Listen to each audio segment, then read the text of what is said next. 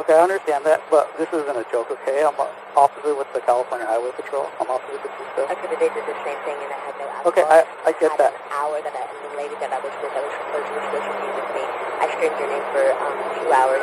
It is a March evening on the 101 freeway just north of Los Angeles, and a black BMW is weaving across the lanes at high speed.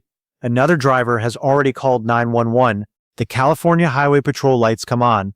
The officer walks up, leans in, and says he can smell alcohol. He tells the driver to step out of the car, and the driver says no. She pleads with him instead. She tells him he can come to her house, that she will cook him dinner, that she has a pool, that her kids are on the way over. For about 10 minutes, the most famous pop star alive sits behind the wheel and will not get out of her own car. Now here is the part almost every reaction to this video gets completely wrong. When they finally tested her, her alcohol level came back under the legal limit, under it. So she was below the line, she still got arrested, and she still pleaded guilty. How does that happen? And that order to step out, the one she refused, did she actually have to obey it? Because that one question is the whole case. I am Matthew Graves. For years, I was the one standing at that window at night, running these exact stops, and I gave that exact order, step out of the car, more times than I can count. Then I went to law school and spent years on the other side, defending the people sitting where Britney Spears was sitting. So I am not going to do the tabloid version of this, and I am not going to do the rage version either. I am going to read it straight, the way only somebody who has worked both sides of that badge can, the cop's side and the driver's side. By the end of this, you are going to know 5 things. 1, whether the police can even pull you over off a 911 call from a stranger. 2, whether a cop can really order you out of your own car, and whether you have to obey, because most people get this exactly backwards. 3, what an empty wine glass and a bottle of pills meant for the case against her. 4, how you can blow under the legal limit and still be guilty of impaired driving. And 5, the honest answer to the question everybody is fighting about in the comments. Did being Britney Spears change a single thing about how this ended? Let's start out on that freeway. Here. Everything okay? Yes, sir. I'm Yeah. fine. Okay, do you have your license on you? Have you had any alcohol today? Anything like that? You've been dancing? Okay. Do you mind if I check your eyes? Yes. I'm gonna be honest, I do smell alcohol coming from your car, okay? That's why I want you to step out, that way I can... Here is what the record shows. A little before 9 at night on March 4th, 2026, in Ventura County, just over the line from Los Angeles, another motorist calls 911 and reports a car driving fast and erratically, drifting all over the 101. A highway patrol officer finds that car, a black BMW, and he watches it for himself. He sees it swerving between the lanes. He lights it up. When he gets to the window, he reports the distinct smell of an alcoholic beverage coming out of the car, and there is one person inside. The driver tells him she had been on her phone. That is the start of it. A phone call from a stranger, an officer's own eyes, and the smell of alcohol. Okay. Well, this isn't a joke, okay? I'm asking you to step out, okay? Would you like us to drive you around the corner where there's people that are going to be watching? Yes, Okay. Well, you're going to get in our car. No, I want my car. I'm not going to go up there now. I'll follow you guys. No. So question 1. Can the police really pull you over just because some stranger called it in? A lot of people assume the answer is no, that a tip from somebody you never see is not enough. It is enough. There is a Supreme Court case called Navarrete versus California, decided in 2014, and it came straight out of this state. The court said that a 911 call reporting dangerous driving, a car running people off the road, weaving, driving drunk, can give an officer enough reasonable suspicion to make the stop, even when the caller is anonymous. The logic is simple. 911 is recorded, it can be traced, and people do not usually risk a false report of a car that just nearly killed somebody. So the call alone can be enough. And in Britney's case, the officer did not even have to lean on it because he saw the weaving with his own eyes before he ever hit the lights. That stop is rock solid. And notice what has nothing to do with it. Fame. The same law that lets a trooper stop a weaving car at 9 at night is the same law whether the person behind the wheel is nobody or the biggest pop star on the planet. Sure, I can drive. I can drive to my home. I'm supposed to be meeting my children. Please get out of the car. No, I'm not going to do that. Okay, this is a lawful order. I'm asking you very nicely. I'm ordering you out of the vehicle. Okay, please exit the vehicle. Okay. I drank for 15 years. Okay, well maybe that's what it is, but why don't you walk over to the sidewalk? I don't want anyone to get in the just meet me up there. Which brings us to the moment this entire case actually turns on, and it is not the breath test. It is the order to step out of the car. The officer tells Britney to get out, and for about 10 minutes, she will not. She argues. She pleads. She offers him lasagna in a pool. She tells him her sons are coming over. So here is the question half of you are typing right now. Did she have to get out? It is her car. She is parked. She is not fighting anyone. Can a cop really just order you out onto the side of the road for nothing? And the answer, whether you like it or not, is yes. There is a Supreme Court case called Pennsylvania versus Mimms from 1977, and it is the most important case most drivers have never heard of. Mimms says that once you are lawfully stopped, an officer can order you out of your car, period. He does not need a reason. He does not need to suspect you of anything extra.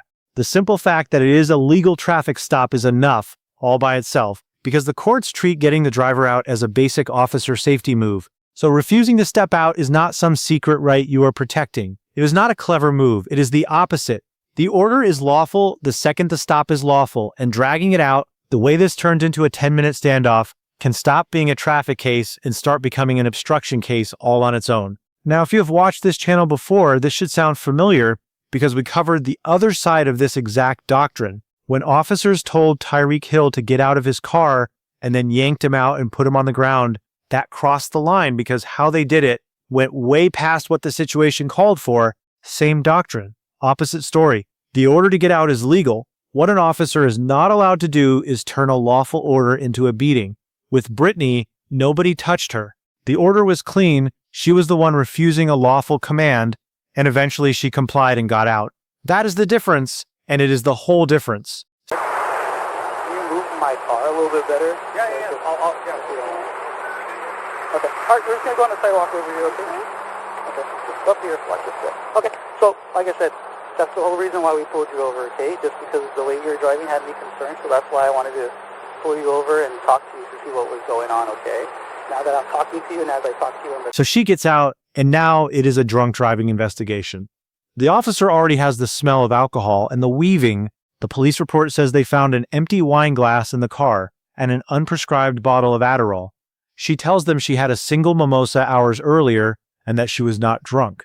And then comes the part that breaks everyone's brain. Her roadside breath tests came back at 0.05 and 0.06. The legal limit in California is 0.08. She was under it, both times. So how is a person who blew under the limit getting arrested and pleading guilty to impaired driving? Here is the answer, and this is the part worth knowing for your own life. In California, the 0.08 number is not the only way to be guilty. You can be charged with driving under the influence of alcohol or of a drug or of both combined, and you can be convicted even under 0.08 if your driving shows you were impaired. Now put the pieces back together. A low alcohol level, plus an unprescribed bottle of Adderall in the car, plus a car weaving badly enough that a stranger called 911, that is not an alcohol case. That is a combined impairment case.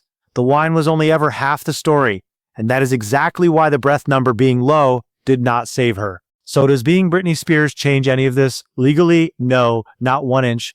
The lasagna, the pool, the famous face, the fact that hundreds of millions of people know her name, none of that is a legal defense. A judge does not weigh any of it. But I want to be fair to both sides here because your comment section is already split into two camps, and they are screaming past each other. One camp says, leave her alone. She is a vulnerable woman who has been through hell. They are persecuting her because she is famous. The other camp says, lock her up. Anybody else would be in a cell. She is getting babied because she is rich. And the honest truth is that neither camp is right. The lasagna line, the pool, her kids coming over, that is not a legal argument. It is a human being having a very bad night in front of the entire world. I am not going to mock her for it, and I am not going to pretend it is a defense either. It is just the texture of a real person on the side of a real freeway.